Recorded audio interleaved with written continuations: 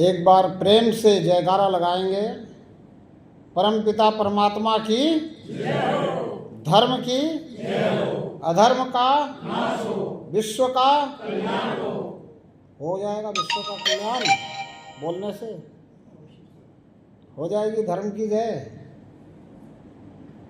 हो जाएगा अधर्म का नाश।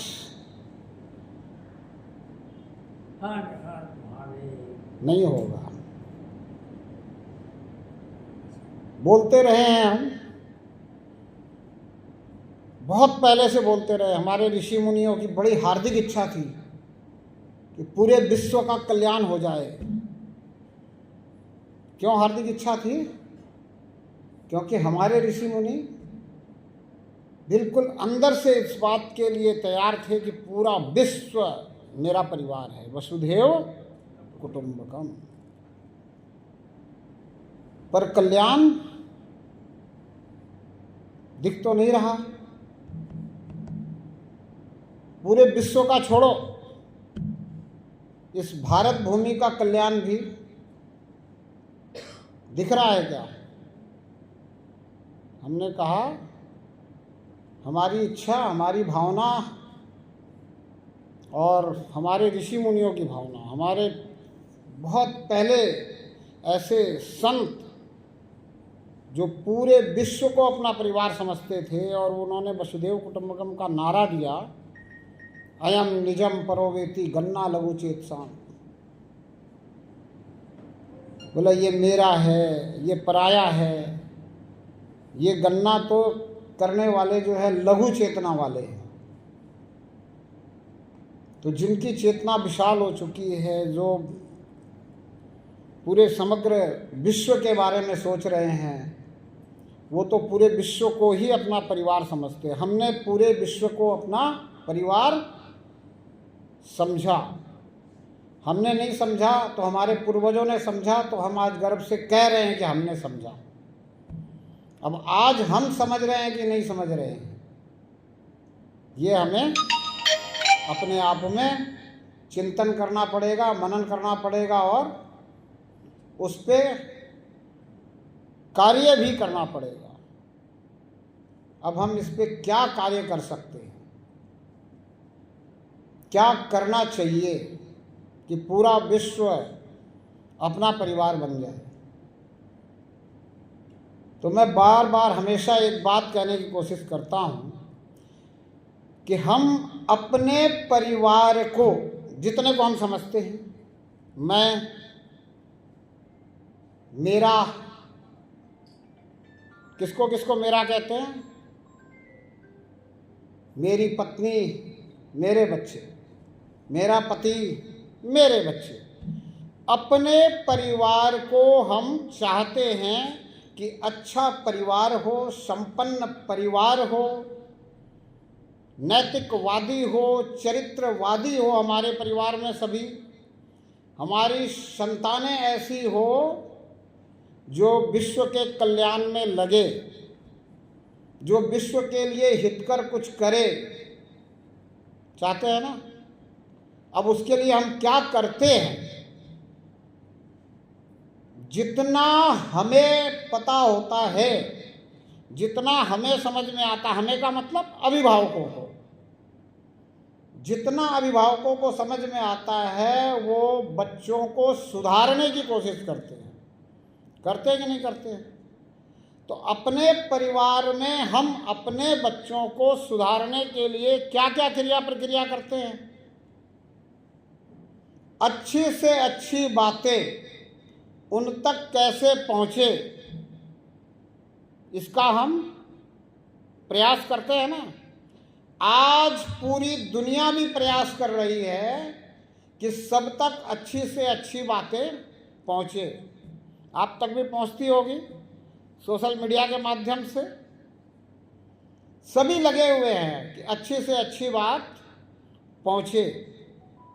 पर क्या हमने कभी ये प्रयास किया कि सबसे सच्ची बात लोगों तक पहुँचे? कभी हमने प्रयास किया कि अपने बच्चों तक सबसे सच्ची बात पहुँचा दें? कोई सोच करके देखो, किसी ने प्रयास किया हो, किसी को कोई सच्ची बात कहीं मिल गई हो जिसको आप कह सकते हो कि ये दुनिया की मुझे तो सबसे सच्ची बात लगती है। अच्छी बातें बहुत मिल जाती है, बहुत अच्छी बात मिल जाती है, सबसे अच्छी बात मिल जाती है, पर दुनिया की सबसे सच्ची बात, और जब तक दुनिया की सबसे सच्ची बात आप तक नहीं पहुंचेगी, आप बच्चों तक नहीं पहुंचा पाओगे, आप पूरी दुनिया तक नहीं पहुंचा पाओगे। तो इसलिए हमारे संतों ने, ऋषि मुनियों ने हमेशा सत्य को जानने पे जोर दिया कि सत्य को जानो, सत्य को समझो, सत्य को पहचानो। हमने अपने जीवन में कितना प्रयास किया सत्य को जानने के लिए, सत्य को समझने के लिए, सत्य को पहचानने के लिए। हम जो कर रहे हैं वो कितना सत्य है, ये हमने कभी नहीं सोचा जानना, चाहा नहीं कभी भी। सत्य को पहचानने की तो बात दूर, हम जो कर रहे हैं, जो भी हम कुछ कर रहे हैं, सब अच्छा कर रहे हैं, गलत कुछ भी नहीं कर रहे हैं। यहाँ जितने सज्जन बैठे हैं या मातृशक्तियाँ बैठी हैं, ये सब प्रभु प्रेमी बैठे हैं। आप सब अपना कीमती समय निकाल कर यहाँ आए हो, पर आप यही सोच कर आए हो कि संत जी आए हैं, महाराज जी आए हैं, कुछ ना कुछ अच्छी बात मिलेगी। कोई एक व्यक्ति अगर इसमें से हाथ उठा के ये कह सके कि मैं ये सोच कर आया हूं कि सच्ची बात मिलेगी, तो मेरा हृदय गदगद हो जाए। सोचो जरा, विचार करो कि हमारे संतों ने सत्य को जानने पे, सत्य को समझने पे जोर दिया। हम कथाएं बहुत सुनते हैं, राजा जनक की भी हमने कथा सुनी। राजा जनक का सवाल यही था कि सत्य क्या है?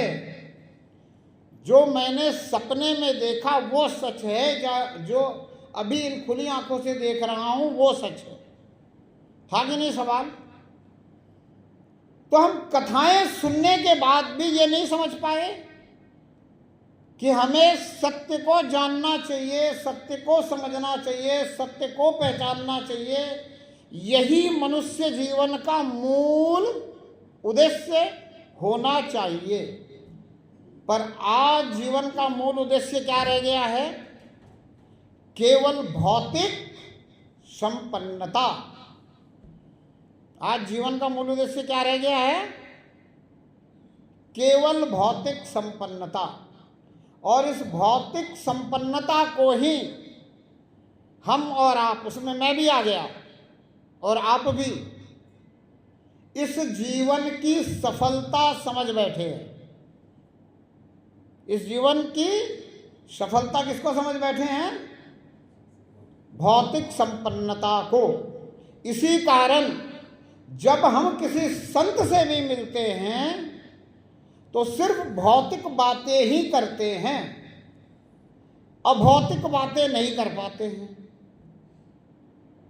सत्य के बारे में पूछ नहीं पाते हैं, सत्य की जानकारी नहीं ले पाते हैं, सत्य को समझ नहीं पाते हैं। कारण आपको मैंने पहले ही बता दिया कि हमने भौतिक संपन्नता को ही जीवन की सफलता मान लिया है। बिल्कुल सही बात है। हमने ये समझना होगा कि ये मनुष्य जीवन, जिसको हमारे संतों ने, ऋषि मुनियों ने इतना उत्तम जीवन कहा, उत्तम योनि कही, हमें मिला है। तो कुछ लोग कहते हैं कि परमात्मा की कृपा से मिला है। मैंने नकार दिया इस बात को। मैंने कहा कि परमात्मा सब पर कृपा करता है और सबको मनुष्य योनि नहीं देता है।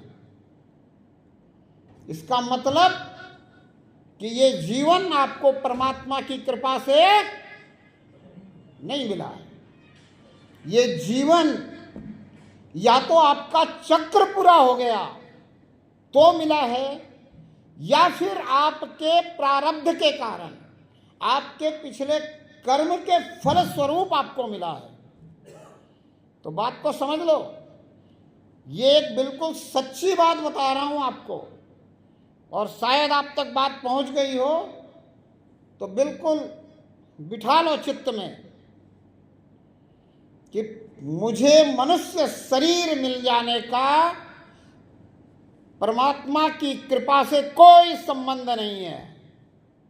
मनुष्य जीवन जो मुझे मिला है, या तो मेरे चक्र पूरे हो गए, जो संत कहते 84 लाख योनियों के बाद मनुष्य योनि मिलती है। जब मिलती ही है तो इसका मतलब किसी की कृपा से नहीं मिलती है, विधि के विधान से मिलती है। जो परमात्मा ने नियम बना रखा है इस संसार का, इस सृष्टि का, इस नियम के कारण मिलती है।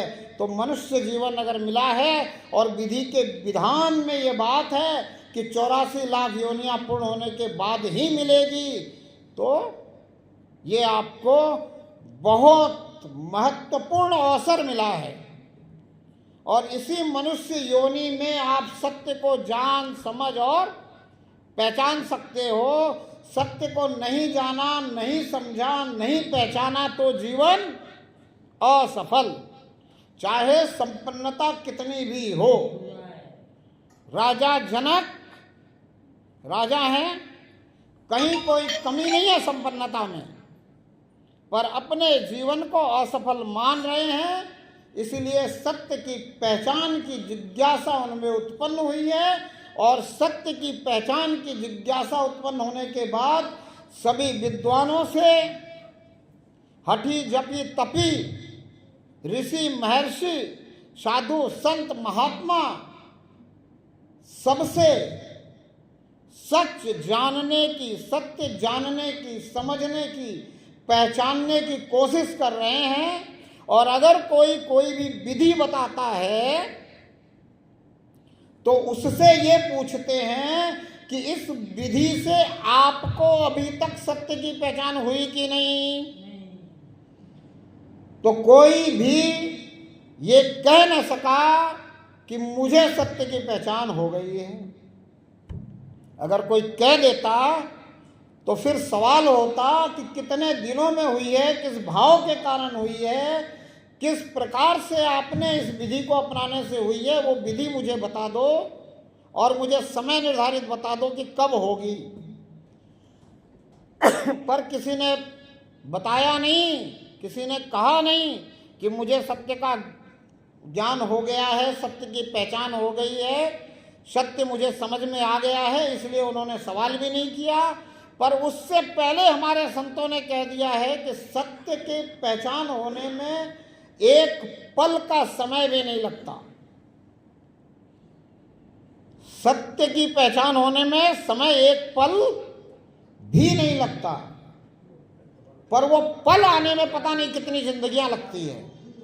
एक जन्म में वो पल आए कि ना आए।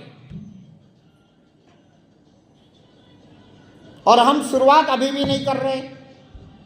सत्य को जानने पहचानने की जिज्ञासा नहीं है। हमने सुना कि भूखे भजन न होए गोपाला, ले ले अपनी कंठी माला। अरे ठीक है, भूख में होते तो भजन ना होता। मैं महाराष्ट्र में रहना शुरू किया हूं। महाराष्ट्र में मैंने सुना पहले विठ्ठोबा, पहले पोटोबा, अनंतर विठ्ठोबा। तो ठीक है, पेट भरा न होता तो भक्ति न होती, पेट भरा न होता तो सत्य की पहचान की बात नहीं समझ में आती। क्योंकि शरीर में अगर गड़बड़ है कोई तो फिर पहले इसकी पूर्ति करेंगे ना हम। पर शरीर की गड़बड़ भी अगर हम स्वयं पूर्ति नहीं कर पा रहे, हमें लग रहा है कि हमसे ये होने वाला नहीं है, कोई बीमारी हो जाए, लाइलाज बीमारी हो जाए, फिर खाट में पड़े पड़े हमने देखा है बहुत से ऐसे भक्तों को जो यही प्रार्थना करते हैं कि परमात्मा तुरंत उठा ले, वो भी वहाँ ये बात नहीं सोच पाते कि परमात्मा अब तो समय मेरा जा रहा है, इस जन्म में क्या पता क्या होने वाला है, मुझे सत्य कैसे समझ में आए, ये तू कृपा कर दे।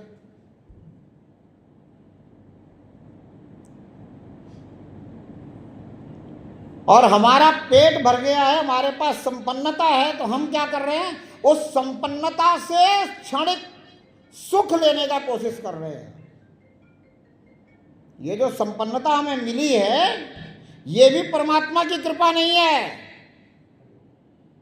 ये हमें अगर किसी ने कह दिया कि परमात्मा की कृपा है आपके ऊपर, या आप परमात्मा की पूजा पाठ कर रहे हो इसलिए परमात्मा ने कृपा कर दी है, ऐसा नहीं है। संतों ने नकार दिया है।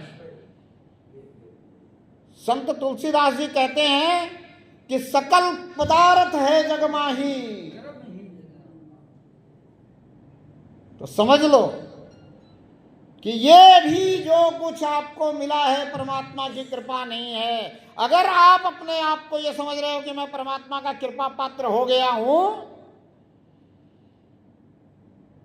तो ये आप तक जो बात पहुंचाई गई है ये सत्य नहीं है। परमात्मा का कृपा पात्र तो वही है जिसको सत्य समझ में आ गया है, जो सत्य जानने का जिज्ञासु हो गया है। और जिसको जिज्ञासा हो गई है वो फिर सत्य जानने के लिए प्रयासरत है, प्रार्थनारत है, तो समझो उसके ऊपर कृपा का असर हो रहा है। अन्यथा तो ये दुनियावी जो चीजें मिली है हमें, ये हमारे सिर्फ शरीर के काम के लिए है। ये बुद्धि का विलास हो सकता है, मेरे किस काम का है। मैं शरीर नहीं हूं, ये सब जानते हैं। I am the beyond of body. मुझे एक दिन शरीर छोड़कर जाना है, ये सब जानते हैं। भले याद ना रहे हर हमेशा, पर जानते तो सब है। अब ये बात हर समय ध्यान में रहे तो आप सत्य के जिज्ञासु हो सकते हो, तो आप सत्य को समझना, जानना और पहचानना सोच सकते हो, विचार सकते हो, मनन कर सकते हो, चिंतन कर सकते हो, उसकी तरफ अग्रसर हो सकते हो। पर अभी तक क्या है, मैं शरीर हूं, मुझे शरीर के लिए सारे सुख मिल रहे हैं, पर इन सुखों में और वृद्धि चाहिए। मुझे जितना बुद्धि का विलास मिल रहा है उससे और ज्यादा चाहिए। मैं जितना हर्षित उल्लासित हूं उससे और ज्यादा हर्षित उल्लासित रहना चाहता हूं। तो अभी तक मैं प्रभु का भक्त नहीं हूं। अभी तो मैं इस दुनिया का भक्त हूं, संसार का भक्त हूं। संसार में मुझे ऐसा लगता है कि मेरे करने से नहीं होगा, इसलिए मैं प्रभु की भक्ति का सहारा ले रहा हूं। प्रभु का भक्त हुआ नहीं हूं, परमात्मा का भक्त नहीं हुआ हूं। मैंने परमात्मा को जाना नहीं है, समझा नहीं है, पहचाना नहीं है, माना है, इसलिए भगवान और परमात्मा में अंतर नहीं समझ रहा हूं। शब्दों के जाल में फंस जाने के कारण, जागरूकता नहीं होने के कारण सत्य का जिज्ञासु नहीं हो रहा हूं। और एक बात बता दूं कि राजा जनक को सत्य की पहचान कौन करवाता है? अष्टावक्र। और आज हमें अगर अष्टावक्र जैसा कोई मिल जाए, साधु संत महात्मा, हम उसको इग्नोर करके आगे चल देते हैं। हम साधु संत महात्मा किसको समझ रहे हैं? जिसके चेहरे पे चमक हो। अरे चेहरे पे चमक तो हर अभिनेता के है, हर नेता के है। साधु संतों के चेहरे पे चमक अगर आप देखो तो फिर वो तो चमक दमक कोई भी बना सकता है चेहरे पे। आज आप देख रहे हो सिस्टम है, अंदर की चमक ना भी हो, बाहर तो चमकता हुआ नजर आ ही जाएगा। तो आज चेहरे की चमक से किसी को साधु संत महात्मा समझना हमारी भूल हो सकती है। आज और आज से काफी साल पहले तुलसी ने लिख दिया कि पर उपदेश कुशल बहु तेरे, दूसरे को अच्छा उपदेश देने वाले को भी साधु संत महात्मा समझना हमारी भूल हो सकती है, क्योंकि पर उपदेश कुशल बहु तेरे। बहुत सारे तोते हमने देखे हैं जो बहुत मीठा बोलते हैं, जितना उनको याद करा दिया जाता है उतना बोलते हैं। तो तोते की तरह याद करके, रटकर, सुनकर, पढ़कर, देखकर, समझकर, इस चित्त में बिठाकर, बुद्धि में बिठाकर आप तक पहुंचाया जा सकता है, और उसको आप समझ भी सकते हो। समझ करके आप उस पर चल भी सकते हो, अच्छाई की तरफ अग्रसर हो सकते हो, सच्चाई की तरफ अग्रसर हो सकते हो। पर आपको सच्चाई और अच्छाई की तरफ अग्रसर करने वाला संत है कि नहीं, इसकी पहचान ये नहीं है कि वो बहुत अच्छा बोल लेते हैं, वो बहुत अच्छा प्रवचन कर लेते हैं, वो बहुत अच्छी तरह से हमें कोई बात समझा सकते हैं। ये मापदंड नहीं है संत के साथ जुड़ने का। तो संत आपसे जुड़े, ये बहुत जरूरी भी है। प्रथम भक्ति संतन कर संगा, भक्ति ही तब शुरू होती है जब आपको संत का संग मिलता है। तो संत को आप कैसे पहचानोगे? कोई पहचान है संत की? हर संत तो अष्टावक्र की तरह नहीं होगा, और हर संत ऐसा भी नहीं होगा कि जिसका चेहरा ना चमके। हो सकता है कोई संत ऐसा भी हो जिसके अंदर की चमक हो, उसके चेहरे पे हमेशा चमक बनी रहे। हर संत तो ऐसा नहीं होगा कि वो अच्छा बोलता हो और संत ना हो। वो अच्छा बोलता हो, अच्छी तरह से समझाता हो, अच्छा प्रवचन करता हो, अच्छा विद्वान हो, अच्छा शब्दों का माहिर हो सकता है, पर ये मापदंड नहीं है। तो क्या मापदंड है? आप कैसे पहचानोगे कि कौन संत है? किसका संग करोगे? है कोई मापदंड? है किसी को पता? कहीं लिखा है? किसी शास्त्र में कहीं लिखा हो कि ऐसा होना चाहिए फिर वो संत है? कहीं किसी किताब में लिखा हो कि ऐसा होना चाहिए फिर संत है? नहीं लिखा है, कहीं नहीं लिखा है। पर एक बात तुलसी ने लिखी है कि बिनु हरि कृपा, बिना हरि के कृपा के संत नहीं मिलता।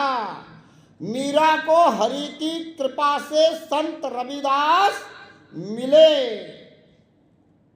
मीरा को स्वयं परमात्मा कृष्ण रूप में आकर के कहे कि संत रविदास के पास जा, तब तेरी भक्ति शुरू होगी। अभी तो तेरी मेरे प्रति आसक्ति है, भक्ति नहीं है।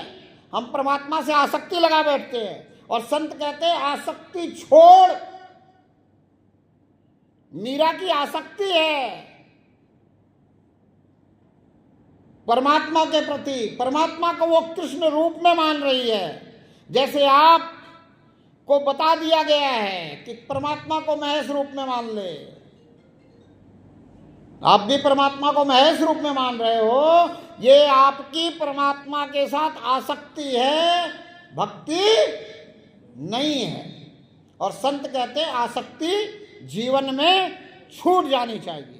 किसी भी तरह से, किसी भी प्रकार से, किसी विषय वस्तु से, किसी शक्ति से, किसी ऊर्जा से आसक्ति नहीं रखनी है। परमात्मा से भी आसक्ति नहीं रखनी है। परमात्मा की भक्ति करनी है। और भक्ति किस लिए करनी है? तो अगर आपके अंदर ये बात डाल दी गई हो कि भक्ति शक्ति के लिए करनी है, तो मैं कहता हूं शक्ति का क्या करोगे? जिन्होंने भी परमात्मा को किसी भी रूप में मानकर भक्ति के द्वारा शक्ति प्राप्त की, वो सब राक्षस बन गए। ना बने हो तो बता दो, सही बात है कि नहीं है? विचार करो, चिंतन करो, सोचो, मनन करो। शक्ति से हमें कुछ नहीं करना।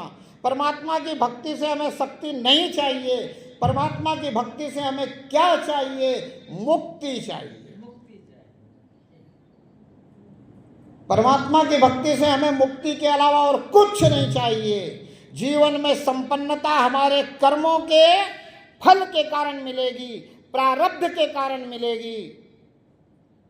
और जितनी हमारे शरीर में बल है, वो हमें जो संपन्नता मिली है उसके अनुसार अगर हम इस शरीर को, ये जो मशीन है, इस मशीन को जो चाहिए वो देंगे, तो वो उस प्रकार की शक्ति इस शरीर को मिलेगी। उसी प्रकार की शक्ति बुद्धि को मिलेगी।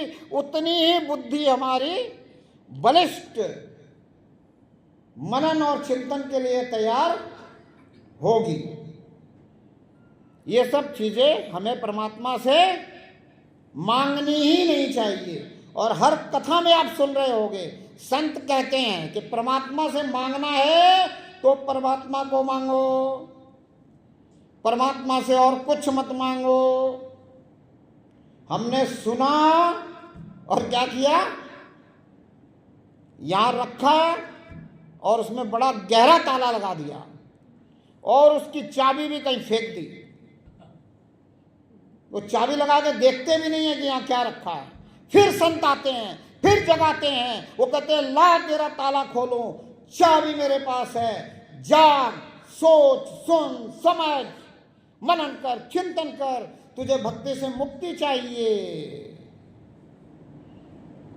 तू भक्ति कर रहा है तो तू परमात्मा को परमात्मा से मांग। तुझे परमात्मा की पहचान चाहिए ताकि तू अंत समय में भी परमात्मा में ध्यान लगा सके, रख सके, जिससे तेरा ये आवागमन का चक्कर खत्म हो। जिस आवागमन के चक्र को पूरा करके तू मनुष्य योनि को प्राप्त हुआ है।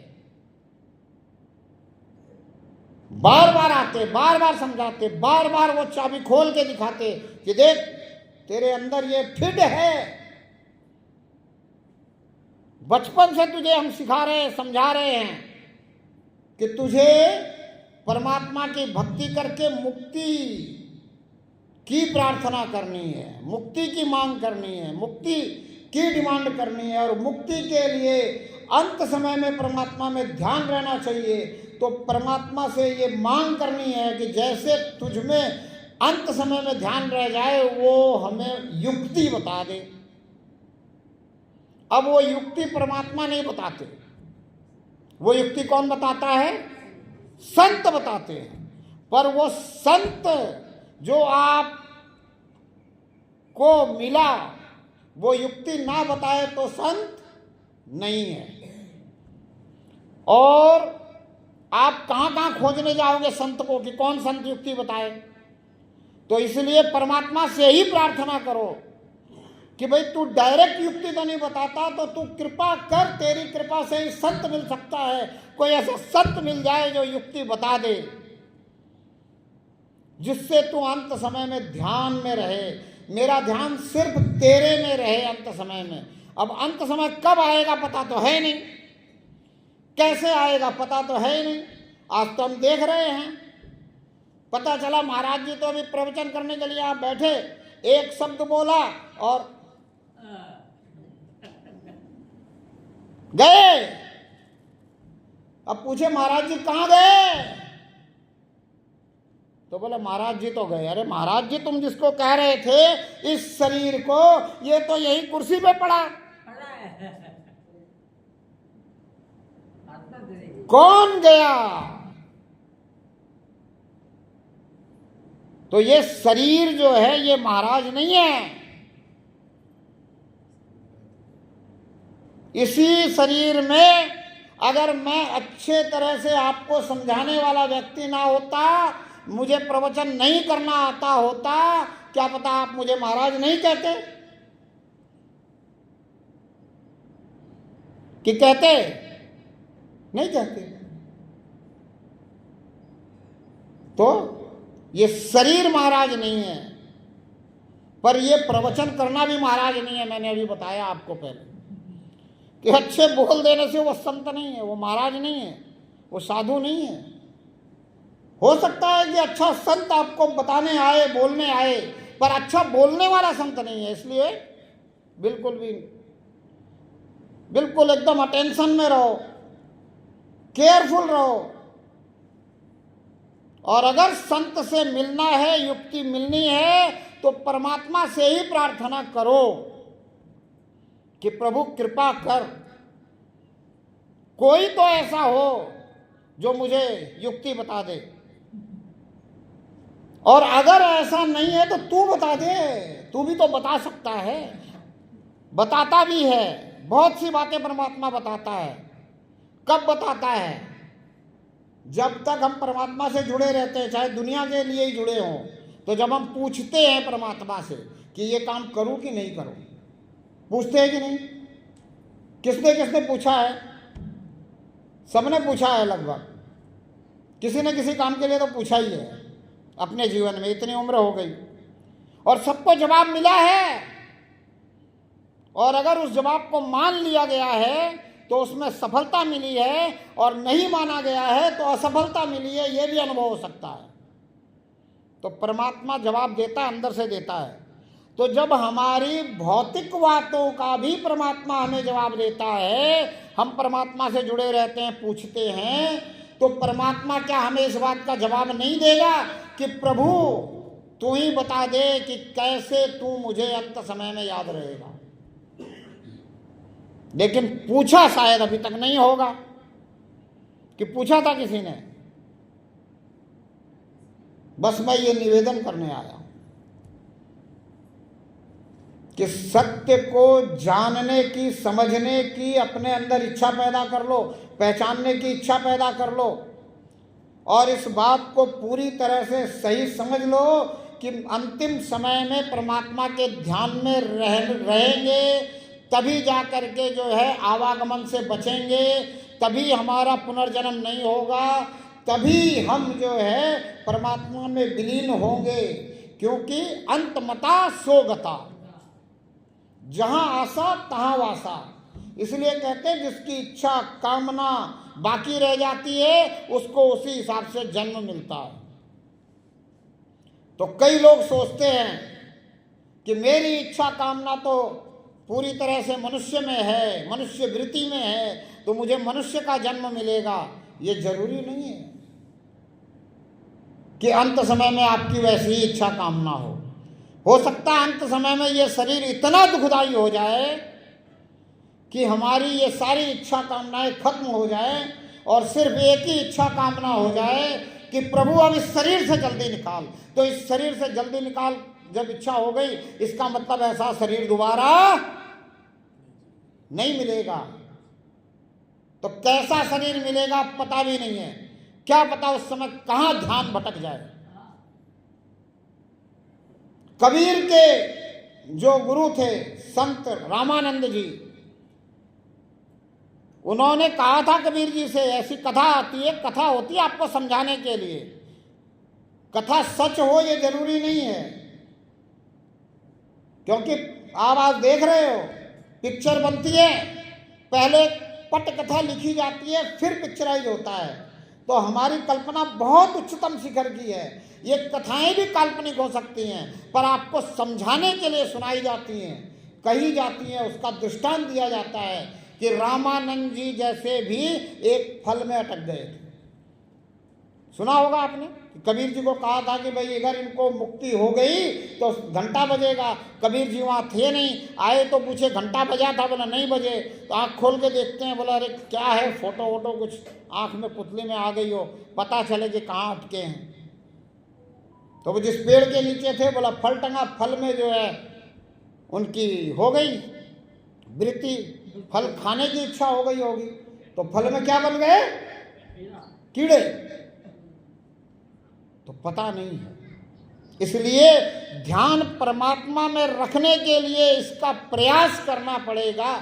और मैं तो यहाँ तक कहता हूँ कि अगर शरीर को सुलाकर आपका ध्यान परमात्मा में रह सका तो ही समझो कि अंत समय में परमात्मा में ध्यान रहेगा, अन्यथा नहीं रह सकता। और शरीर को सुला करके ध्यान समझो परमात्मा में नहीं है, और आप कहो कि मैं तो जागते से लेकर के सोने तक परमात्मा में ध्यान रखता हूं, तो अगर शरीर सोते हुए आप शरीर से निकल गए तो हो सकता है ना, क्योंकि आप तो इस साधन का उपयोग करके, साधन का प्रयोग करके सुमिरन कर रहे हो, इस साधन का उपयोग करके, इस साधन का प्रयोग करके प्रार्थना कर रहे हो, इस साधन का प्रयोग करके आप उपयोग करके ध्यान में लगे हुए हो। जिस समय यह साधन निष्क्रिय होता है, अगर उस समय आपका ध्यान परमात्मा में नहीं है तो भी बात गड़बड़ हो सकती है। अब शरीर को सुलाकर भी आपका ध्यान परमात्मा में कैसे रहेगा? जब आप पूरी तरह से अंतःकरण से इस बात के लिए समर्पित हो जाओगे कि मुझे परमात्मा तेरी पहचान चाहिए, तो परमात्मा की पहचान मिल सकती है, और पहचान होने के बाद ही परमात्मा में ध्यान रह सकता है। अब पूरी तरह से समर्पित होने का मतलब कैसे समझाऊं? क्या होता है पूरी तरह से समर्पित होना? तो मैं एक दृष्टांत देता हूं। हम सभी अभिभावकों को ये चिंता रहती है कि पुत्री की शादी रहती है कि नहीं, हम भारतवासियों को, क्योंकि हम संयुक्त परिवार में ही पले बड़े हैं लगभग अभी तक। अब जाकर के जो है संयुक्त परिवार खत्म हो रहे हैं, तो उसमें हमारी मानसिकता ऐसी है कि हमारी पुत्री की शादी अगर हमने सही ढंग से कर दी, पुत्री अगर हमारी सही घर में और आनंदित रहने लगी, तो जीवन का एक बहुत बड़ा कार्य संपन्न हो गया। तो फिर पुत्री के विवाह की चिंता रहती है, संबंध होते हैं, हो गए, दिन रख दिया गया विवाह का,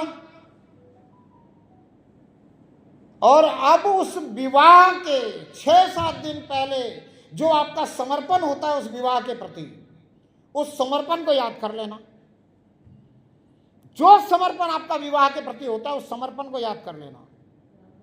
कैसा विवाह के प्रति समर्पण होता है? रात को नींद लेने की चिंता रहती नहीं है। जबरदस्ती शरीर थक जाए तो नींद आती जरूर है, पर नींद खुलते ही और सोने की इच्छा रहती नहीं है। फिर उस कार्य में लगने की ही तमन्ना रहती है, चिंता रहती है, इच्छा रहती है, पूरा अंतःकरण उसमें लगा हुआ रहता है। मन बुद्धि चित्त पूरी तरह से एकाग्र रहता है। कहाँ? शादी शादी शादी। ऐसी एकाग्रता अगर परमात्मा के प्रति हो, नींद लेने की चिंता नहीं, नींद खुलने के बाद और सोने की जरा सा भी इच्छा नहीं, जरा सा भी प्रमाद नहीं, जरा सा भी आलस्य नहीं, ऐसा अगर हो जाए तो ये है पूर्ण समर्पित होना। आप होते हो पूर्ण समर्पित। अब उसमें देखो एक और गहराई की बात ध्यान देना। आप चिंतन करते करते सोते हो, क्या काम हो गया, क्या काम बाकी रह गया। अंतिम का दिन हो, कल बारात आने वाली हो, सारी तैयारियों का क्या होता है? विश्लेषण कहाँ होता है? शरीर के थक जाने के बाद, सैया पे पहुंचने के बाद भी होता रहता है। कब तक? जब तक नींद आ नहीं जाती, उस समय सैया पे लेटे लेटे हम ये नहीं सोचते कि नींद कब आएगी। जब तक नींद आ नहीं जाती तब तक विश्लेषण चलता रहता है कि क्या होना था, क्या हुआ, क्या रह गया, क्या पूरा हो गया, कहीं कोई कमी रह गई? फिर नींद अगर आ गई तो ध्यान देने की बात है। किसी ने ध्यान दिया हो, नींद खुलते ही ऐसा लगता है जैसे यही चिंतन अंदर चल रहा था, यही चल रहा था अंदर, और कुछ नहीं चल रहा था। जागा तो फिर अरे ये रह गया, ये करना है, ये करना है, ऐसा है वैसा, इसको फ़ोन करना है, उससे बात करनी है, वो आया कि नहीं, टेंट वाले की पूरा काम हुआ कि नहीं, भोजन वाला कैटरिंग वाला पहुंचा कि नहीं, कितना काम कैटरिंग का रह गया, क्या है, सारी मिठाइयाँ बनी कि नहीं।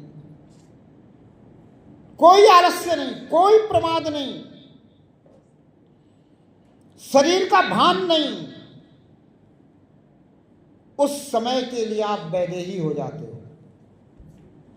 अगर ऐसे वैदेही हो पाए, परमात्मा के प्रति इतना समर्पण हो पाया, तो परमात्मा कृपा करता है। फिर आप कृपा पात्र बनते हो। अभी आप परमात्मा के कृपा पात्र नहीं हो। अगर अपने आप को समझ रहे हो तो धोखे में हो, गड़बड़ में हो। ये पूरी तरह से गांठ बांध लो, और ये जीवन अगर वाकई में सफल करना है तो सही मायने में परमात्मा से जुड़ने का प्रयास करो। कैसे जुड़ोगे, क्या करोगे जुड़ने के लिए? क्योंकि इतना आसान नहीं है इस तरह का समर्पण हो जाना। सामने बिटिया दिखती है, सामने शादी दिखती है, रिश्तेदार दिखते हैं, लोग दिखते हैं, क्या कहेंगे लोग, ये रोग चढ़ा हुआ रहता है, तब हम शादी के प्रति समर्पित हो पाते हैं। पर भक्ति में तो ये कुछ दिखता नहीं। क्या कहेंगे लोग, ये रोग भी नहीं है। हमारे जैसे को तो हो भी सकता है, क्योंकि वस्त्र पहन लिए हैं, लोग हमारी तरफ देख रहे हैं, तो हमें ये रोग हो भी सकता है कि क्या कहेंगे लोग, पर मैंने छोड़ दिया ये रोग। क्या कहेंगे लोग, जब छोड़ दोगे ये रोग तभी होगा प्रभु से योग, अन्यथा नहीं हो सकता। अगर हम यही सोचते रहे कि क्या कहेंगे लोग, तो सत्य बोल ही नहीं पाएंगे। फिर मैं बोल ही नहीं पाऊंगा कि आपने परमात्मा को सिर्फ महेश के रूप में माना है, जाना नहीं है, पहचाना नहीं है। और मानने से बात नहीं बनती। कितना ही शुद्ध जल आपके घर में पड़ा हो, आप उसे गंगा जल मान करके 10 साल रख देना, क्या होगा? जल खराब हो जाएगा। मानने से एक जल गंगा जल नहीं बनता। मानने से कोई वस्तु, कोई चित्र, कोई फोटो, कोई मूर्ति कैसे परमात्मा बन सकती है? बेशक उस चित्र में, उस फोटो में, उस मूर्ति में, उस वस्तु में, उस चीज में, कण कण में परमात्मा है, पर कण कण परमात्मा नहीं है। ये भी बात ध्यान में रखना। अगर कण कण परमात्मा होता तो ये बोलने की जरूरत नहीं होती कि कण कण में परमात्मा है। और जो कण कण में नहीं है वो परमात्मा नहीं है। तो अब सोचो कि जिसको आप मान रहे हो ये कण कण में है कि नहीं। अगर ये कण कण में नहीं है तो ये परमात्मा नहीं है। ये तो औपचारिकताएं हैं, और इन औपचारिकताओं को, इन भ्रम को मिटाने के लिए ही तुलसी ने अगर रामचरितमानस लिखी तो वहां मर्यादा पुरुषोत्तम श्री राम लिखा। क्या लिखा? मर्यादा पुरुषोत्तम श्री राम। और हमने शंकर जी के लिए क्या लिखा? त्रिनेत्रधारी। क्या लिखा? त्रिनेत्रधारी। त्रिनेत्रधारी इसीलिए लिखा कि कहीं आप शंकर जी को ही परमात्मा ना समझ लो।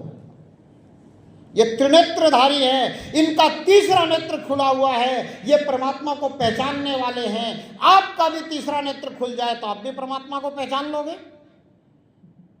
परमात्मा को पहचानने के लिए आपको तीसरा नेत्र खुलवाने की जरूरत है। और जो भी शंकर को मानने वाले हैं, जो कंकर को शंकर मानने वाले हैं, कंकर में शंकर मानने वाले हैं, मैं तो उनसे हाथ जोड़कर प्रार्थना करता हूं कि इस त्रिनेत्रधारी को मानने वाले अगर ये नहीं सोच पाते हैं कि मनुष्य जीवन मुझे मिला है तो मुझे भी त्रिनेत्रधारी बनने का प्रयास करना चाहिए, तो फिर जीवन गफलत में है। संपन्नता बहुत मिली होगी पर सफलता नहीं है। जीवन की सफलता तो तभी है जब आप स्वयं त्रिनेत्रधारी बन जाओ। सिर्फ शंकर ने त्रिनेत्र धारण कर लिया इसलिए शंकर की वाहवाही मत करते रहो। और इस बात को समझने और समझाने के लिए और भी तरीके हो सकते हैं, और भी बातें हो सकती है, जो मैंने शुरुआत भी की थी माहेश्वरी माहेश्वरी, पर उस विषय पे अभी मैं नहीं जाता हूँ क्योंकि फिर वो एक सामाजिक विषय हो जाता है। आज जो हम चर्चा कर रहे हैं ये चर्चा न धार्मिक है न आध्यात्मिक है, बिल्कुल अपने जीवन की वास्तविक चर्चा है।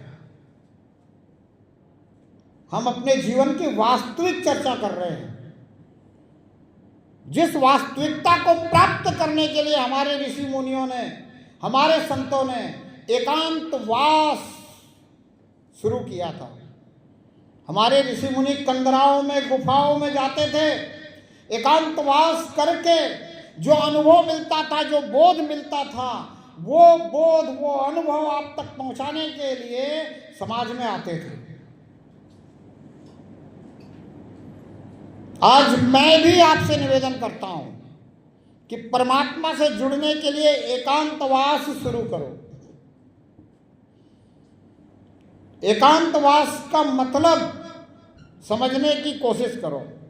एकांतवास का मतलब ये नहीं कि अकेले बैठ जाओ, क्योंकि अकेले बैठने के बाद तो अकेलापन खाने को दौड़ता है। अकेले बैठने के बाद अकेलापन खाने को बैठता है, और अकेलापन मिटाने के लिए हम क्या करते हैं? मित्रता करते हैं। क्या करते हैं? मित्रता। मित्रता के बिना अकेलापन मिटता नहीं। थोड़ी सी बात परिवार की, परिवार में भी अगर आपस में मित्रता ना हो ना तो अकेलापन ही बना रहता है, चाहे एक ही घर में रहते रहो। मित्रता हो जाए तो अकेलापन मिट जाता है। अब मित्रता का मूल मंत्र क्या है? मित्रता का मूल मंत्र है, एक मित्र दूसरे से कहे कि मैं तेरा मित्र हूं तो दूसरा भी कहता है कि मैं तेरा मित्र हूं। दूसरा ये नहीं कहता कि तू मेरा मित्र है। कहता है क्या? मित्रता का मूल मंत्र क्या है? तू मेरा मित्र नहीं है, मैं तेरा मित्र हूं। फिर सामने वाला भी कहता है कि मैं तेरा मित्र हूं। ये मित्रता का मूल मंत्र है। पर परिवार में अगर मित्रता नहीं है तो उसमें क्या हो रहा है? तू मेरी पत्नी है, और पत्नी कह रही है तू मेरा पति है। समझाने वाले भी समझा रहे हैं, पति परमेश्वर है और पत्नी लक्ष्मी है। पति परमेश्वर है और पत्नी लक्ष्मी है। यानी आपको कथाओं के द्वारा समझाया जा रहा है कि आप विष्णु और लक्ष्मी की तरह रहो, पर हम रहते नहीं हैं।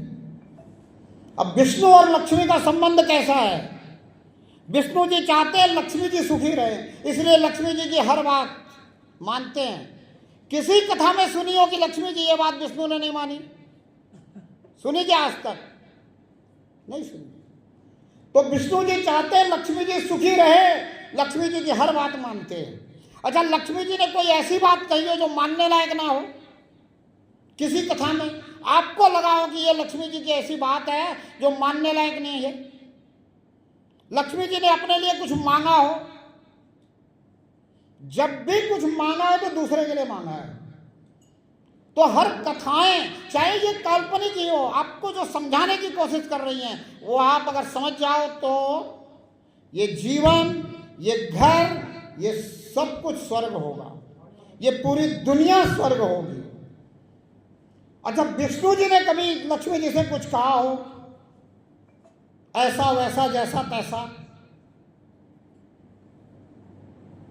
बड़े विचार से आपस में बात करते हैं। कभी कभी मित्र जो है वो आपस में जैसी तैसी बातें कर लेते हैं, ऐसी वैसी बातें कर लेते हैं, हमें दिखे लड़ते हुए पर वो उनके प्रेम में ही होता है। एक बहुत पुराना मित्र मिला किसी को रोड पे चलता हुआ, उसने पीछे से ही पहचान लिया, दौड़ के गया, जोर से मारा, अरे फलाने। उसको बड़ा गुस्सा आया, गुस्से में तमतमा के मुड़ा, मित्र का चेहरा देखते ही क्रोध कहां गया पता ही नहीं चला, गले मिल रहे हैं। तो ऐसी मित्रता अगर हो जाए, ऐसा बाउंडेशन हो जाए, एक दूसरे को सुखी करना है, पूरे परिवार को सुखी करना है, ये अगर अंदर बात आ जाए तो तलाक होंगे क्या? होंगे क्या? नहीं होंगे। बस ये मंत्र सिखा दो अपने संतानों को, पुत्र को भी और पुत्री को भी। सुख लेने की चीज नहीं है, सुख देने की चीज है।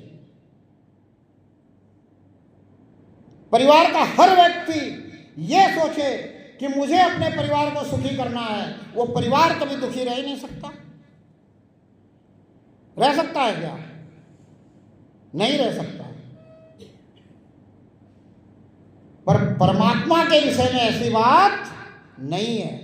हम जो सोच रहे हैं ना कि हम परमात्मा को सुखी कर दें, हम परमात्मा को सुखी कर सकते हैं क्या?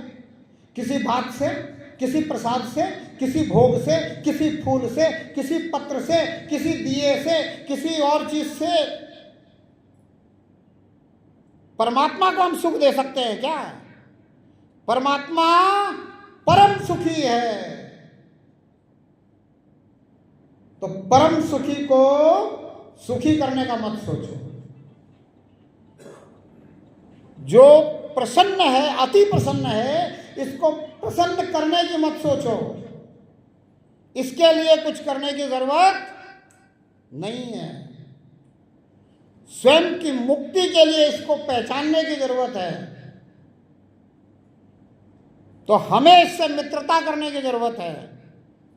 तो इसको ये कहना है कि मैं तेरा मित्र हूं। और ये शुरुआत कहां से हुई? हमारे प्राचीन ऋषि मुनियों ने क्या कहा, आज भी हम उसको याद करते हैं, पढ़ते हैं। त्वमेव माता च पिता त्वमेव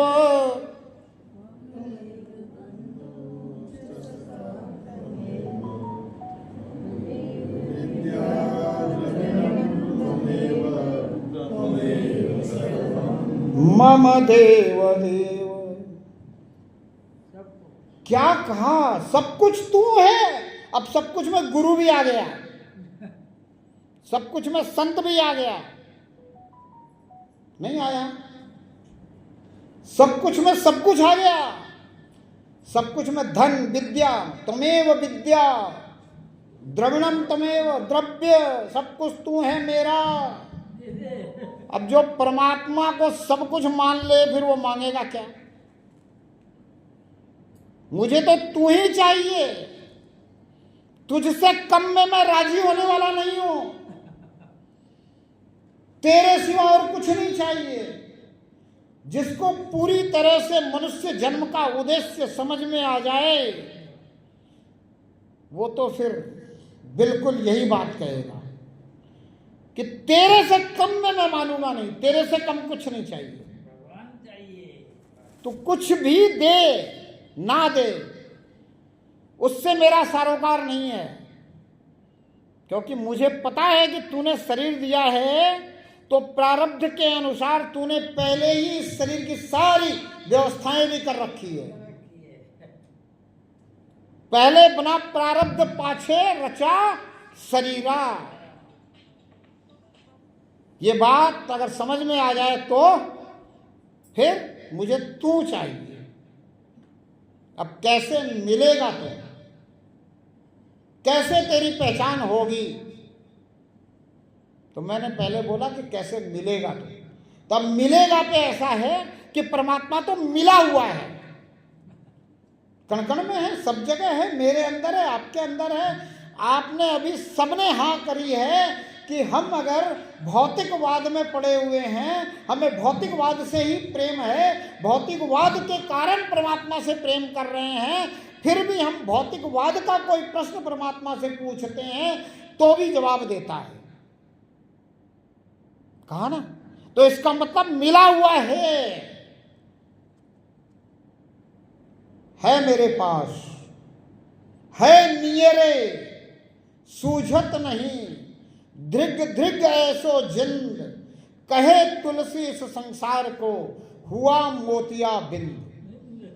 नजदीक से भी नजदीक है लेकिन दिख नहीं रहा है। नियरे सूझत नहीं, ऐसा नहीं कहा कि मिलत नहीं, सूझत नहीं, सूझ नहीं रहा, दिख नहीं रहा, पहचान नहीं हो पा रही है, सूझत नहीं। दिग दिग ऐसो जिंद, कण कण में ऐसा ये परमात्मा, ये ऊर्जा, ये शक्ति, सुप्रीम पावर ये है।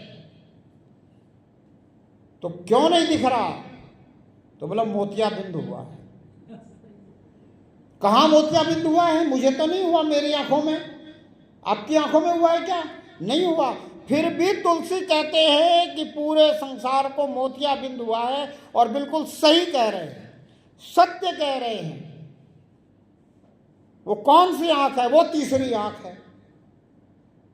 अब तीसरी आंख वो है जिसमें मोतिया बिंदु हुआ है। पहली आंख ये है जो शरीर के चिपकी हुई है, जिन आंखों से हम पूरी भौतिकवाद को देख रहे हैं, जिन आंखों से परमात्मा दिखता नहीं है, इन आंखों से परमात्मा कभी नहीं दिखेगा। तो अब ये पहली आंख और वो तीसरी आंख, तो बीच की दूसरी कौन सी है? ये भी तो चिंतन करना पड़ेगा, सोचना पड़ेगा, विचार करना पड़ेगा कि पहले तो ये शरीर की आंख है और तीसरी वो आंख जो शंकर जी की खुल गई, हमारी नहीं खुली, जिसमें मोतियाबिंद हुआ है। तो पहली और तीसरी का पता चल गया, दूसरी कौन सी आंख है? बोलो, कोई बता सकता है दूसरी कौन सी आंख है? मन की आंख। कमाल की आंख है मन की आंख। इतने कमाल की आंख है कि आप कुछ भी कल्पना कर लो, सामने दिखता है, बिल्कुल दिखता है। आपने परमात्मा को शंकर के रूप में मान लिया, शंकर के रूप में दिखता है। काली के रूप में मान लिया, काली के रूप में दिखता है। दुर्गा के रूप में मान लिया, दुर्गा के रूप में दिखता है।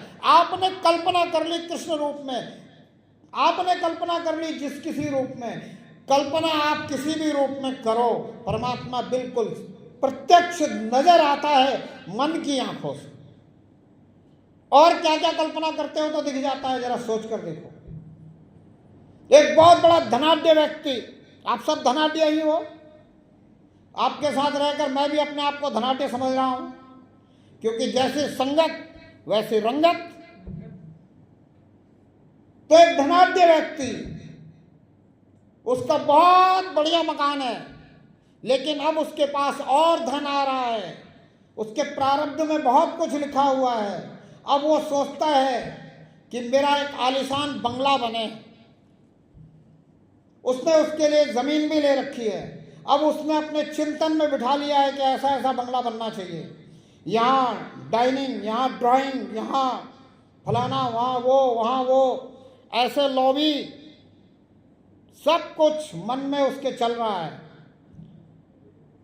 सामने दिख रहा है, बन गया, डिजाइनिंग भी दिख रही है। तो अगर आपने जो भी कल्पना की वो दिख गया, तो मैं हाथ जोड़कर आपसे विनती करता हूं कि परमात्मा दिख गया ऐसा नहीं मान लेना। ये भूल हुई रामकृष्ण परमहंस से भी।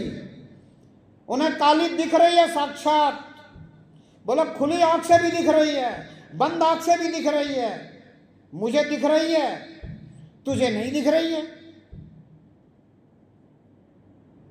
क्यों दिख रही है रामकृष्ण परमहंस को? कल्पना में परमात्मा काली रूप में बैठा हुआ है, और जितनी भौतिक कृपाएं हो रही है उन्हीं को वो परमात्मा की कृपा समझ रहे हैं, जबकि भौतिक कृपा परमात्मा की कृपा नहीं है। परमात्मा की तो अहेतुकी कृपा होती है, और जब कृपा होती है तो तीसरी आंख खुल जाती है और परमात्मा पूरा का पूरा दिखाई देता है। यहां भी दिखाई देता है, वहां भी दिखाई देता है। जहां देखता हूं वहां तू ही तू है, हर बसर में हूबहू है। जिसको दिखता है वो जहां देखता है वहां परमात्मा दिखाई देता है, जब तीसरी आंख खुल जाती है। तो मन की आंखों से रामकृष्ण परमहंस को काली दिखाई दे रही है, और जब तोतापुरी जी उनके समक्ष पहुंचते हैं तो तोतापुरी जी कहते हैं, समझाते हैं इसी तरह से जैसे मैं आपको समझा रहा हूं, कि अगर कल्पना में कुछ दिख जाए तो ये मत समझ लेना कि परमात्मा दिख गया। तो उसको कह रहे हैं रामकृष्ण परमहंस को कि तुझे काली का स्वरूप तूने अपने बिठा लिया है बुद्धि में, चित्त में एकाग्र चित्त हो गया तू काली के प्रति, इसलिए तुझे काली दिखाई देती है। जो फैक्ट्री का मालिक फैक्ट्री के प्रति एकाग्र चित्त हो जाता है, उसे हर समय फैक्ट्री दिखाई देती है, उसे सोते जागते फैक्ट्री दिखाई देती है। जिसके चित्त में जो बस जाता है वो उसको दिखाई देता है। तो अगर चित्त में परमात्मा बस जाए और किसी रूप में बस जाए तो दिखाई देता है। पर ये भूल मत करो कि मैंने परमात्मा को देख लिया या समझ लिया, क्योंकि परमात्मा को अगर आपने देख लिया, पहचान लिया, तो शरीर को सुलाकर भी आपका ध्यान परमात्मा में रहेगा, होगा। रखने में और होने में फर्क है। बचपन में हमारा ध्यान खेल में होता है, पढ़ाई में रखना पड़ता है। तो ध्यान रखने में और ध्यान होने में फर्क है। अब जब रामकृष्ण परमहंस ध्यान रखते हैं तो काली दिखाई देती है, इसलिए कहते हैं आंख बंद करके बैठा हूं तो काली दिखाई देती है। अब तोतापुरी जी कहते हैं तू ध्यान रखता है, तेरा ध्यान होना चाहिए, होने के लिए पूरा परमात्मा दिखना चाहिए जिस रूप में कण कण में रह रहा है।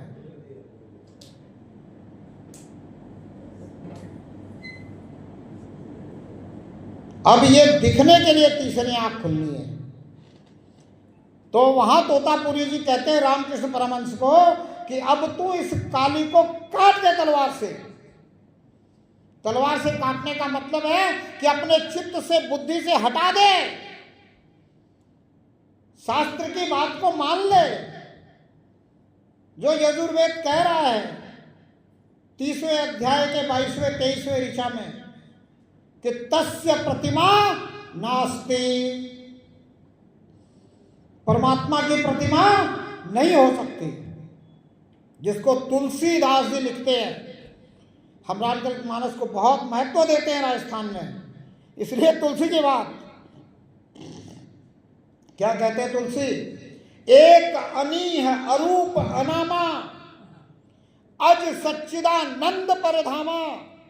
बोला ये दूसरे को अपने अंदर धारण करने वाला परधामा, जैसे कहते हैं गुणधामा, गुणों को अपने अंदर धारण करने वाला, तो परधामा दूसरे को अपने अंदर धारण करने वाला। तुलसी क्या कहते हैं, एक अनीह अरूप अनामा अज सच्चिदानंद परधामा।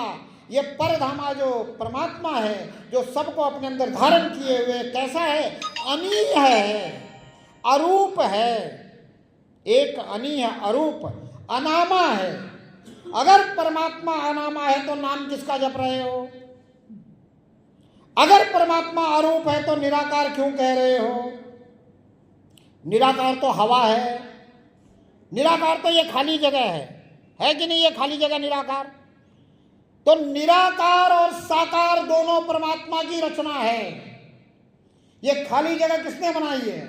मैंने नहीं बनाई, आपने बनाई हो तो मुझे पता नहीं, कोई साइंटिस्ट बना सकता हो तो भी मुझे पता नहीं। किसने बनाई है? परमात्मा ने। ये निराकार है, इसको काट सकते हो क्या? इसको जला सकते हो क्या? इसको भिगा सकते हो क्या? इसको उड़ा सकते हो क्या? इसको गला सकते हो क्या? नैनम छिन्दन्ति शास्त्राणि नैनम दहति पावकः न चैनम क्लेदन्त्यापो न शोषयति मारुतः। ऐसा है परमात्मा। तो क्या इसको परमात्मा मान लो? इसको तो काट भी नहीं सकता, जला भी नहीं सकता, भिगा भी नहीं सकता, उड़ा भी नहीं सकता, इसका कुछ नहीं बिगाड़ सकता, इसके काजल भी नहीं लगा सकता, इसके अंदर से रेल गुजर जाती है ये कट जाता है क्या? इसके अंदर गोलियां चलती है, बम फटता है ये फट जाता है क्या? इसका कुछ बिगड़ता है क्या? इसके आदि और अंत का पता है क्या? तो परमात्मा के लिए यही तो कहा गया है कि जिसके आदि और अंत का पता ना हो,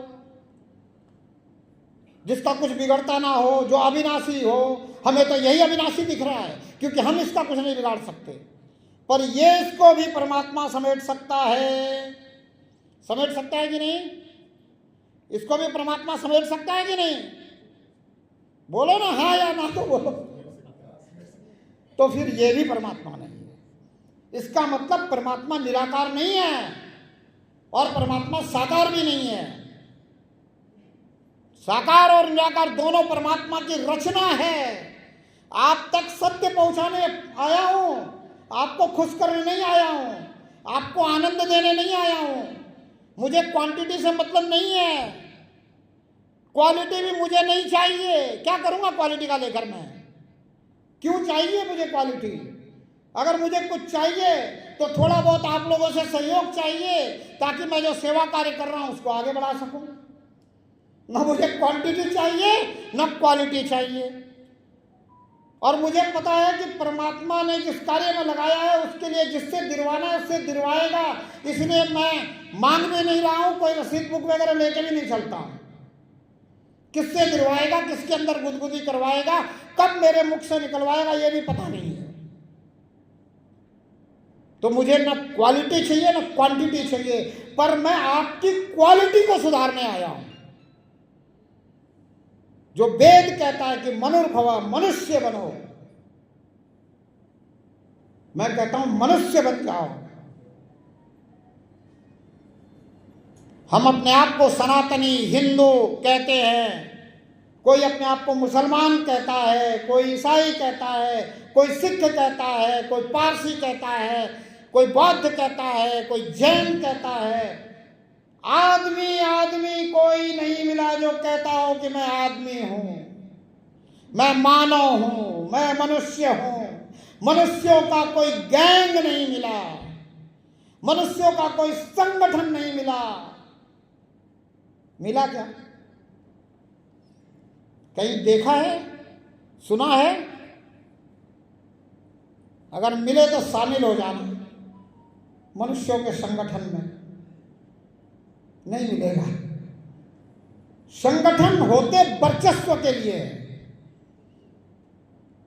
मुझे अगर अपना वर्चस्व जताना है तो मैं भी संगठन बनाऊं, मैं अपने फॉलोअर्स बढ़ाऊं, मैं कहूं कि मुझसे जुड़ो, मेरे अंदर ये खासियत है। अरे मेरे अंदर कोई खासियत नहीं है। मुझसे जुड़ के क्या मिलेगा? कुछ नहीं मिलेगा। जुड़ना है तो परमात्मा से जुड़ो, परमात्मा से ही सब कुछ मिलेगा। परमात्मा के सिवा और किसी से कुछ नहीं मिलेगा। और परमात्मा जो भी देगा, अगर भौतिकवाद में दे रहा है तो आपके कर्मों का फल दे रहा है। कोई कृपा मत समझ लेना। सकल पदार्थ है जगमाही, कर्म ही नर पावत नाही। अगर परमात्मा कृपा करके कुछ दे तो तीसरी आंख खोल देगा। ये मांगनी शुरू करो परमात्मा से कि 2 आंखें तूने दे रखी है, इन 2 आंखों के कारण मैं भटक रहा हूं, तीसरी आंख दे दे। भटकना बंद, भ्रमित होना बंद, तीसरी आंख अगर परमात्मा ने दे दी तो मैं कह सकता हूं अहम ब्रह्मास्मि, मैं ब्रह्म हूं और मैं तेरा अंश हूं, तू परम ब्रह्म है।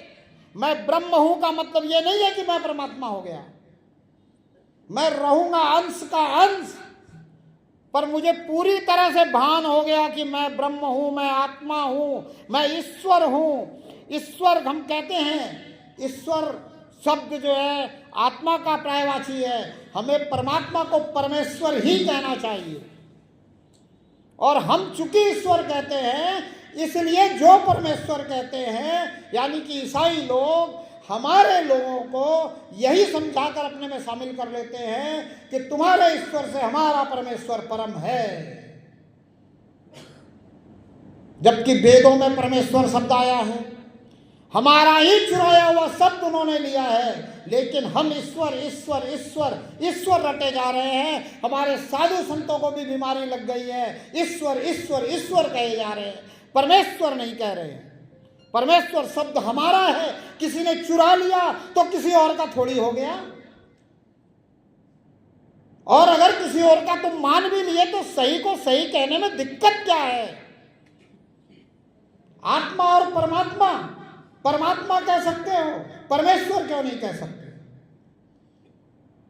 ब्रह्म आत्मा को कह रही है, वेद कह रहा है, संत हमारे ऋषि मुनि कह रहे अहम ब्रह्मास्मि, फिर भी कह रहे आगे नेति नेति। बोला परमात्मा को तुम्हें जानना है तो सब कुछ पहले छोड़ो कि ये भी नहीं है, ये भी नहीं है, ये भी नहीं है, ये भी नहीं है। जैसे मैंने आपको एक लास्ट बात बता दी कि ये खाली जगह जिसको आप काट सकते हो, जला सकते हो, भिंगा सकते हो, उड़ा सकते हो, इसका कुछ नहीं बिगाड़ सकते, आदि अंत का पता नहीं है, ये भी परमात्मा नहीं है, क्योंकि परमात्मा इसको भी समेट सकता है। तो ये सब कुछ परमात्मा नहीं है जो आपको दिखता है, कुछ भी परमात्मा नहीं है। नेति नेति, न इति न इति, न ये है न ये है न ये है न ये है।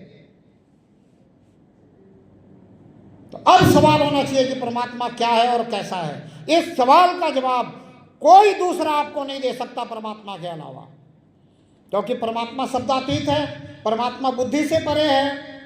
परमात्मा शब्दों में परमात्मा का बखान नहीं होता, परमात्मा के सिर्फ गुणों का बखान होता है शब्दों में, और वो भी पूरा पूरा नहीं होता। इसलिए संतों ने कहा कि धरती सब कागज करो, लेखनी कुल बन रही, 7 समुद्र की मसी करो, फिर भी हरिगुण लिखा न जाए। हरि के गुण भी, परमात्मा के गुण भी पूरे पूरे नहीं लिखे जा सकते। तो परमात्मा क्या है और कैसा है, कैसे आपको बताया जा सकता है? और अगर कोई आपसे यह सवाल पूछता है कि परमात्मा कौन है, सावधान हो जाना, बरगला रहा है आपको। जब परमात्मा एक है तो यह सवाल कैसे पैदा हो सकता है कि परमात्मा कौन है? यह सवाल पैदा ही नहीं हो सकता। यह तो आपसे ऐसे पूछ रहा है जैसे आपके शहर का चेयरमैन कौन है, एमएलए कौन है, एमपी कौन है, जैसे कि चुनाव से बना हो। परमात्मा चुनाव से नहीं बना।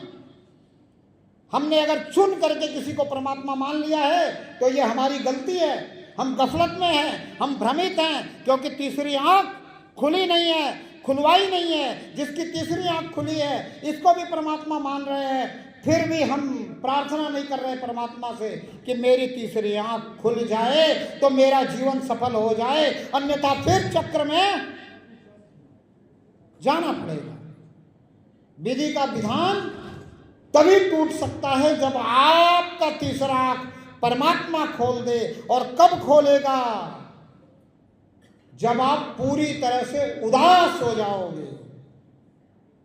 इसीलिए एक संत ने कहा कि जैसे मछली जल में प्यासी, वैसे प्रभु का भक्त प्रभु में उदासी। जैसे मछली जल में रहते हुए हमेशा प्यासी रहती है, जरा सा उसको बाहर निकालो उदास हो जाती है। एक हंसता हुआ महात्मा, एक खिलखिलाता हुआ संत, जरा सा भी उसको भौतिकता की तरफ बात करने में लगा दो, उदास हो जाता है। क्यों? क्योंकि अभी तक परमात्मा की पहचान नहीं हुई है, प्रार्थना सतत चालू है। तो बोला प्रभु का भक्त प्रभु में उदासी। और ये बात मुझे क्यों याद आई पता है? अभी हम बैठे थे नीचे ऑफिस में, सामाजिक चर्चाएं चल पड़ी। हमारे साथ एक संत आए हुए जो आपके बीच में बैठे हैं, तुरंत इनके अंदर से आवाज आने लगी कि भाई अब यहां से निकलो, अन्यथा कहीं भौतिकता मुझे न घेर ले। इन्होंने मुझे कहा चलो ऊपर चलते हैं। तो ऐसे संत उदास हो जाता है, जैसे मछली जल से निकलते ही उदास हो जाती है, बिल्कुल भौतिकवाद में आते ही उदास हो जाता है, उदासी उसमें छाने लग जाती है। और जो इस तरह से बन जाए इसका स्वभाव, वही परमात्मा को पूरी तरह से समर्पित हो सकता है। वही परमात्मा से पूछ सकता है कि कब खोल देगा मेरी आंखें, कब तू मुझे दिखेगा, क्यों नहीं दिख रहा, क्यों नहीं खोल रहा, क्या मेरे अंदर कमी है, क्या तू मेरी कमी को दूर नहीं कर सकता? मैं पूरी तरह से तेरे समर्पित होने के लिए तैयार हूं, तू मुझे अपनी शरण में ले ले, मेरी सारी कमियां दूर कर दे, जो तू चाहता है, जैसा चाहता है वैसा मुझे बना ले, पर मेरी तीसरी आंख खोल दे। फिर वो प्रार्थना करने में लगता है, जो प्रार्थना मैं कहता हूं कि सबके हृदय में होनी चाहिए, सबके अंदर होनी चाहिए, अंदर से होनी चाहिए, आर्तभाव में होनी चाहिए। बिल्कुल जब तक परमात्मा की पहचान नहीं मिले तब तक उदासी भाव में होनी चाहिए। वो प्रार्थना रामसुखदास जी के अंतिम समय में रामसुखदास जी कह गए कि अकर्तापन के भाव में शरणागत होकर प्रार्थना ही एकमात्र उपाय है स्व कल्याण का। स्व कल्याण, अपना कल्याण चाहते हो, आवागमन से छुटकारा चाहते हो, चक्र से छुटकारा चाहते हो, स्व कल्याण चाहते हो, तो अकर्तापन के भाव में शरणागत होकर प्रार्थना ही एकमात्र उपाय है। अब ये प्रार्थना कौन सी प्रार्थना है? भावपूर्ण प्रार्थना है, शब्दों का तालमेल नहीं है। शब्द आप तक पहुंचाए जा सकते हैं कि आप ऐसे प्रार्थना करो, पर जरूरी नहीं है कि आप उन्हीं शब्दों में प्रार्थना करो। परमात्मा सारे शब्द जानता है, सारी भाषाएं जानता है, सब कुछ बनवाने वाला यही है। जरूरी नहीं है कि संस्कृति सुनेगा, हिंदी सुनेगा, अंग्रेजी सुनेगा, तमिल सुनेगा, ये नहीं सुनेगा, वो नहीं सुनेगा। सब कुछ सुनना और समझना ये परमात्मा के सामर्थ्य में पूरी तरह से शामिल है। परमात्मा के सामर्थ्य पे शंका मत करना।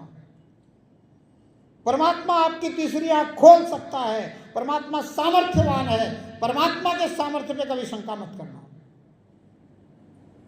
पर परमात्मा भाव देखता है। प्रार्थना भाव से होनी चाहिए।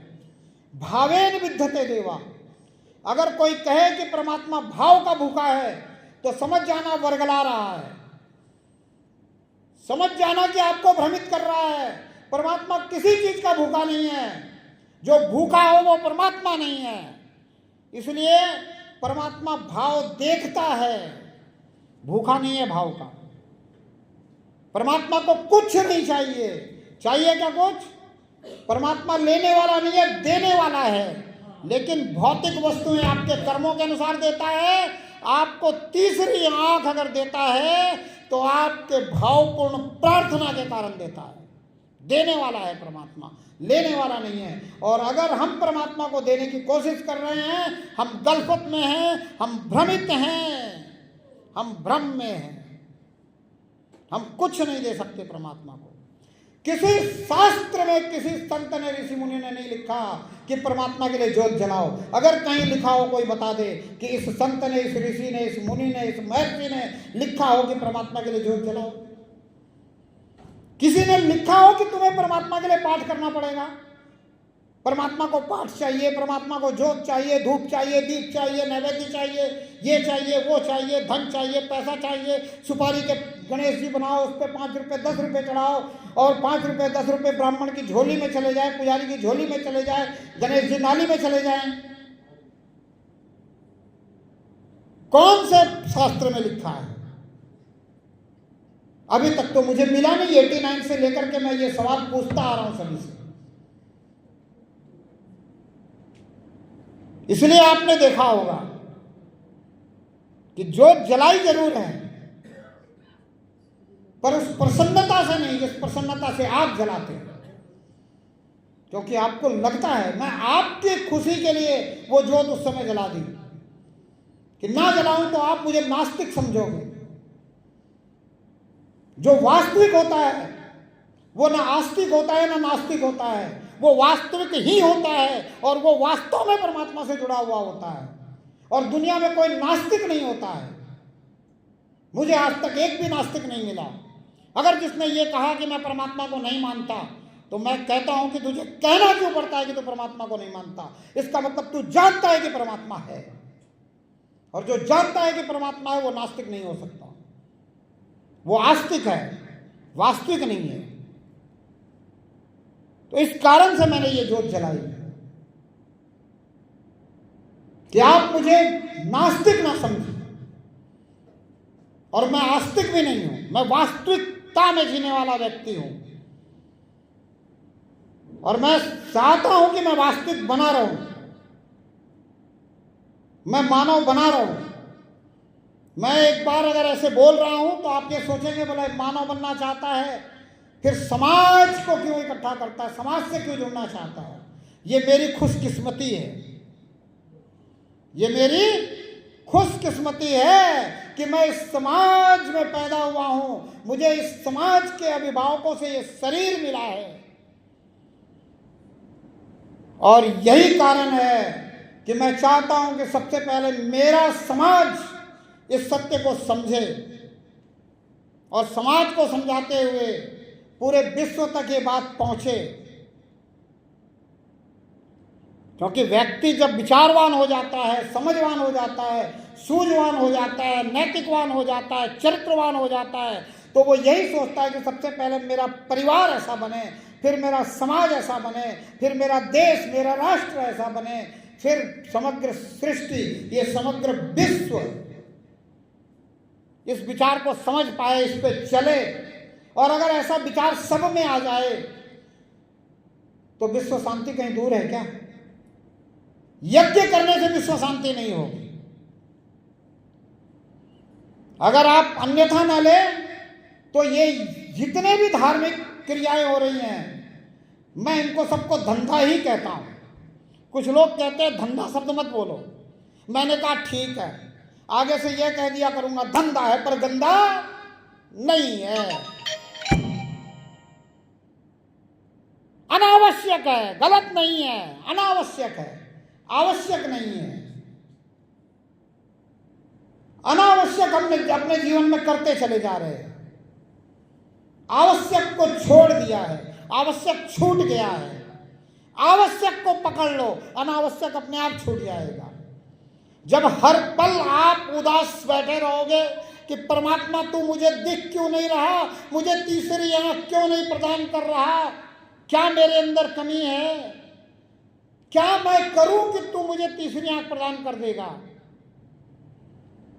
कैसे मैं सुधरूं, कैसे मैं तेरे कृपा का पात्र बनूं, क्या तू मुझे बना नहीं सकता? मैं समर्पित होना चाहता हूं, क्या तू मुझे अपने शरण में ले नहीं सकता? ले सकता है तो ले ले।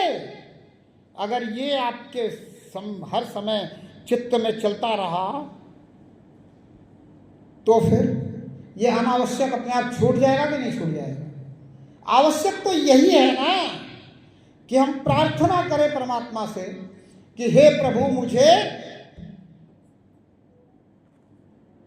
क्या शब्द दोगे? हे प्रभु मुझे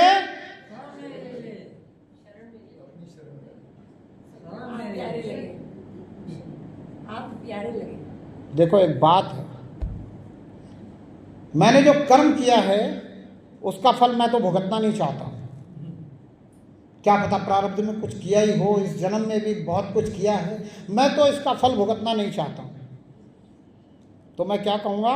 हे प्रभु मुझे क्षमा कर। क्या कहूंगा? हे प्रभु मुझे क्षमा कर।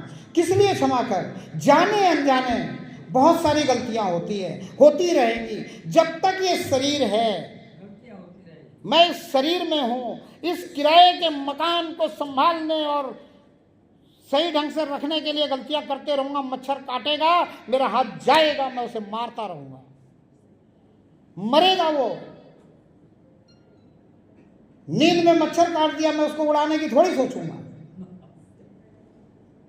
तुरंत मरेगा वो मेरे हाथ से। कुछ भी गलतियां होती रहेंगी। जैन संतों ने, महावीर ने इसको समझा तो कहा कि भोजन शाम से पहले करो, ताकि कम से कम मुख में कीटाणु न जाए, पट्टी लगा के रखो। कोरोना आया वो भी समझाया, पट्टी लगा के रखो। डर से हम लगा लिए, कोरोना गया, सब कुछ गायब। जैन संत आज भी लगा के रखते हैं। तो गलतियां होती रहेंगी, तो इन गलतियों से मुझे माफी देनी है, मैं जानकर गलती ना करूं ऐसी सद्बुद्धि देनी है। तो ये जो गलतियां होती रहेंगी इनके लिए माफी, कि हे प्रभु मुझे क्षमा कर, फिर आगे अपनी शरण में ले ले। क्षमा पहले जरूरी है। और क्षमा किसको चाहिए? बोले क्षमा बड़न को चाहिए। सबसे बड़ा कौन है? परमात्मा। क्षमा करेगा कि नहीं करेगा? करेगा।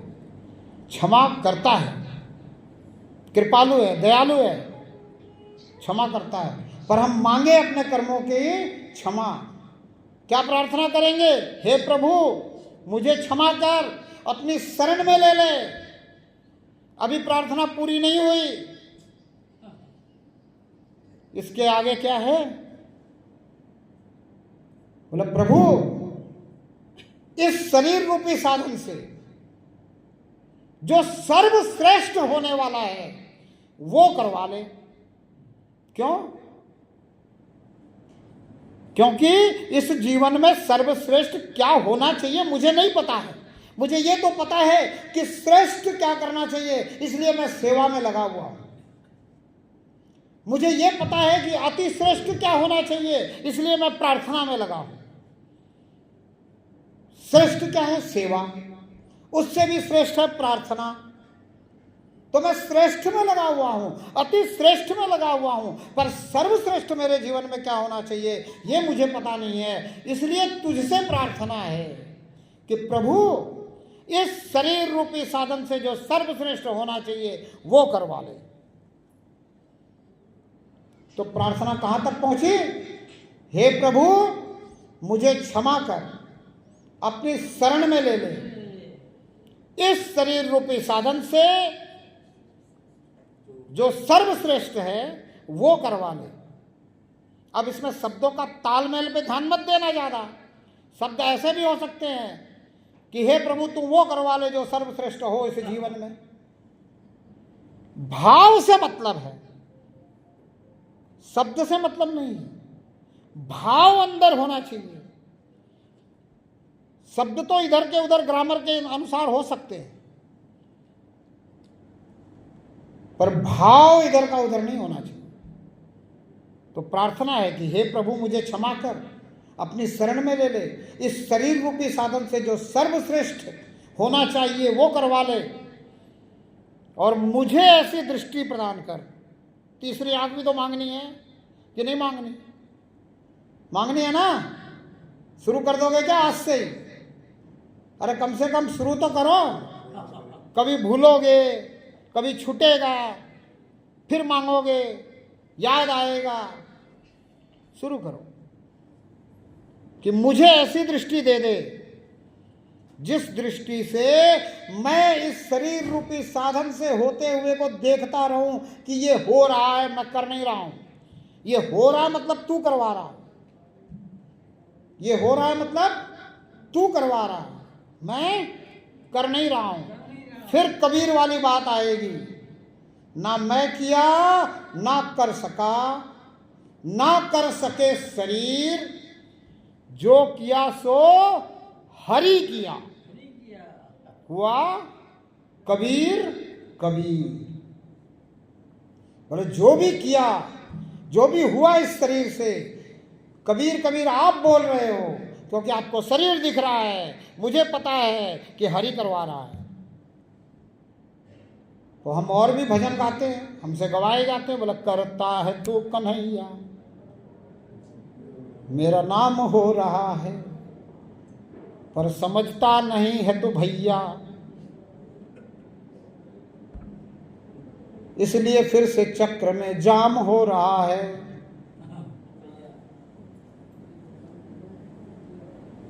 तो समझो बात को और प्रार्थना भावपूर्ण करो कि हे प्रभु मुझे क्षमा कर, अपनी शरण में ले ले। इस शरीर रूपी साधन से, ये इतने शब्द इसलिए बोल रहा हूं कि हमें पूरी तरह से याद हो जाए कि ये शरीर साधन है, मैं नहीं हूं। जो संतों ने बताने की कोशिश करी कि साधन धाम मोक्ष कर धाम, ये साधन मोक्ष को प्राप्त करने का साधन है, अवसर है। ये साधन सिर्फ भौतिक संपन्नता जुटाने का अवसर नहीं है, जीवन की सफलता पाने का अवसर है। इसलिए कह रहा हूं कि शरीर रूपी साधन से जो सर्वश्रेष्ठ हो सकता है वो करवा ले, और मुझे ऐसी दृष्टि प्रदान कर जिससे शरीर रूपी साधन से होते हुए को मैं देखता रहूं, बिना लेकिन किंतु परंतु किए बिगड़। अब जो हो रहा है इस शरीर से, उसमें लेकिन किंतु परंतु लगाने की जरूरत क्या है? तू करवा रहा है। जब तू करवा रहा है तो टेंशन कहेगी, अब तो अटेंशन में है कि तू करवा रहा। Keep attention, no tension. अब तो अटेंशन में है कि तू करवा रहा है, तो कोई लेकिन नहीं, किंतु नहीं, परंतु नहीं। तो इस शरीर रूपी साधन से होते हुए को देखता रहूं, बिना लेकिन किंतु परंतु किए बगैर। संभव है क्या? बड़ा अच्छा लगता है सुनने में, बहुत अच्छा लगता है सुनने में। क्या बात कही है महाराज जी ने। हर जगह एक ही बात कहता हूं जहां जाता हूं। मेरा एक YouTube चैनल है, उसको उठा के देख लेना, सुन लेना। आप कहोगे क्या है, एक ही बात है। लेकिन मैं कहता हूं बार बार अगर सुनते रहोगे तब ये दिमाग में बैठेगा कि असंभव नहीं है, संभव है। प्रयास मुझे करना है,